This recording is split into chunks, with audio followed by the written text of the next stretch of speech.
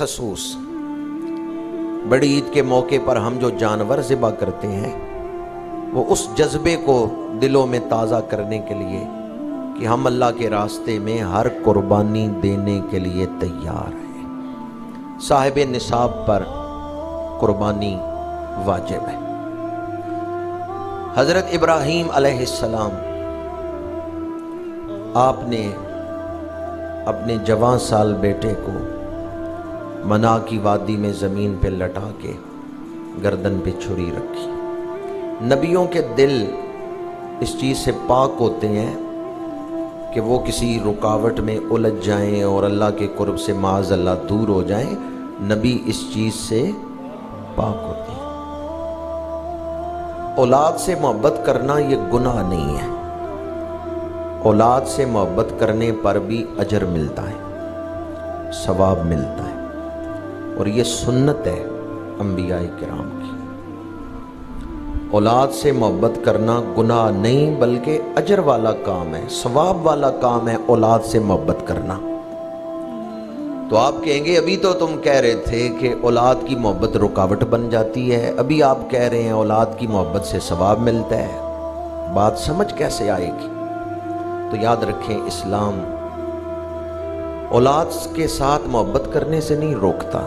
اسلام صرف یہ کہتا ہے کہ اولاد کی محبت سے زیادہ اللہ کی محبت دل میں ہونی چاہیے، اللہ کی محبت ساری محبتوں پر غالب ہونی چاہیے۔ اگر کسی وقت دونوں کا کراس ہو، ایک دوسرے کے سامنے کھڑی ہو جائیں دونوں محبتیں، تو مومن اس وقت اللہ کی محبت کو اختیار کرتا ہے، یعنی وہ اولاد کی محبت میں آ کر اللہ کے حکم توڑتا نہیں۔ سمجھیں آپ میری بات؟ اولاد کی محبت ہونی چاہیے دل میں، لیکن اتنی نہیں ہونی چاہیے کہ اولاد کی وجہ سے انسان اپنے رب کو ناراض کر لے، اولاد کی وجہ سے اپنے رب کے حکم توڑے اور اپنی آخرت خراب کرے۔ اولاد کی محبت اتنی ہی ہونی چاہیے کہ جن سے آدمی ان کے حقوق ادا کرے، اور کبھی اولاد کی محبت اللہ سے دور کرنا چاہے تو اس وقت آدمی اللہ کے حکم نہ توڑے، اولاد کی محبت پر اللہ کی محبت کو غالب رکھے۔ حضرت ابراہیم علیہ السلام اپنے بیٹے سے محبت کرتے ہیں، بڑھاپے کی اولاد ہے، 80 سال عمر پاک تھی، اس کے بعد اللہ نے آپ کو اولاد عطا کی ہے۔ فرشتے عرض کرتے ہیں پروردگار خلیل تیرا ہے، محبت اولاد سے کرتا ہے۔ اللہ کریم نے فرمایا میں جانتا ہوں میرا خلیل میرے ساتھ ہی محبت کرتا ہے، ہاں میں تمہاری آنکھوں پر بھی ظاہر کر دیتا ہوں، تمہیں بھی دکھا دیتا ہوں کہ میرا خلیل مجھ سے ہی محبت کرتا ہے۔ اب خواب میں حضرت ابراہیم علیہ السلام کو اشارہ ہوا، نبی کا خواب بھی وحی ہوتا ہے، نبیوں کو شیطانی خواب نہیں آتے۔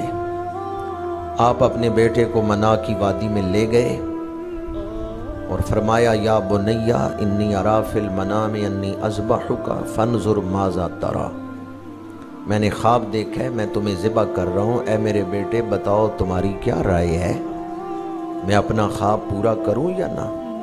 حالانکہ ارادہ پورا ہے خواب پورا کرنے کے، صرف بیٹے کی قابلیت ظاہر کرنا چاہتے ہیں۔ تو حضرت اسماعیل نے کیا جواب دیے، آداب فرزندی کیسے ادا کیے، یا ابا طفل ما تؤمر ستجدنی انشاء اللہ من الصابرین، ابا جان جو آپ کو حکم ملا ہے آپ کر گزریے، مجھے صبر کرنے والوں میں سے پائیں گے۔